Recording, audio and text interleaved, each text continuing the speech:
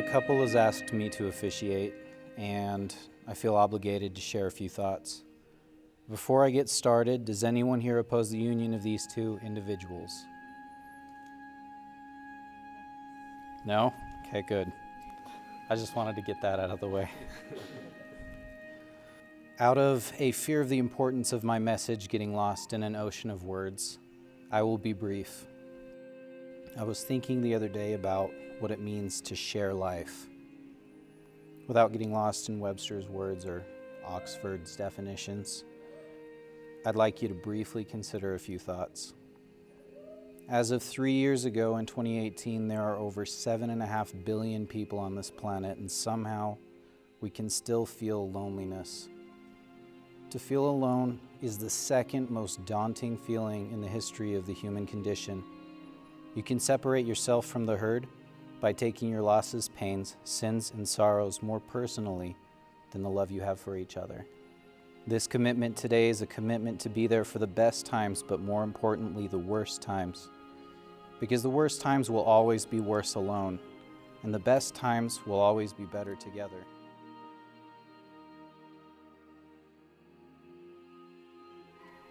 With this ring, I vow to make this work.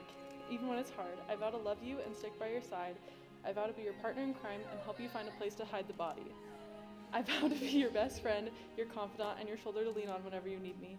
I vow to make you laugh with terrible puns every day. I vow to make sure you know how loved and appreciated you are by me. And to never send you off to work without a hug and a kiss. And most importantly, I vow to be yours forever and always.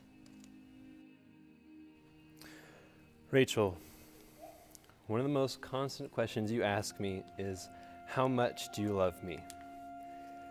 A typical me, I intentionally offer you a less than satisfactory response in the name of lightheartedness and play, even in those times when you crave a serious expression of love. And I'm sorry for that.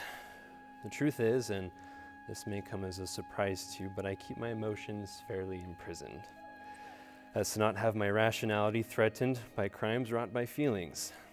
So for my vows, I thought, what better than to relieve the warden that guards the prison to my heart and answer that question your heart inquires of me.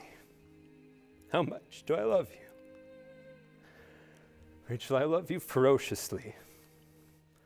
I love you more than the number of tears you've shed during your struggles in life. My love for you is deeper than the wounds in your heart. And I love you more than the hours you've spent awake during sleepless nights. Rachel, I vow to lessen your tears with my love. I vow to fill your heart with joy and to provide you peaceful sleep. I vow to love you continually and to express that to you and to always be able to answer that question and provide surety where there is doubt, companionship where there is loneliness, and healing where there is pain. You are my best friend. You are my number one adventure buddy and my love, and I'm excited that momentarily I'll be able to call you my wife. Jake, do you take this woman to be your wife till death do you part? I do. And Rachel, do you take this man to be your husband till death do you part? I do. Then by the power and responsibility given me by the state of Utah and with the approval of all who witness here today, I now pronounce you man and wife. Kiss each other. One step ahead of you.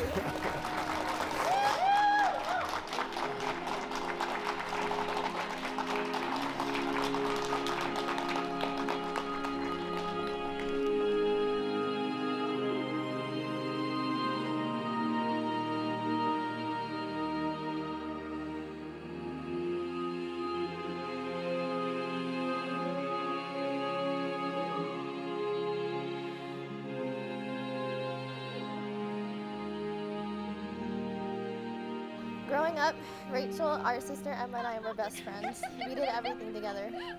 Since we were little, Rachel has always had a pretty bold personality and was kind of the leader of us three sisters. Many of her bold ideas contributed to us getting into trouble, but they also allowed us to create some amazing memories.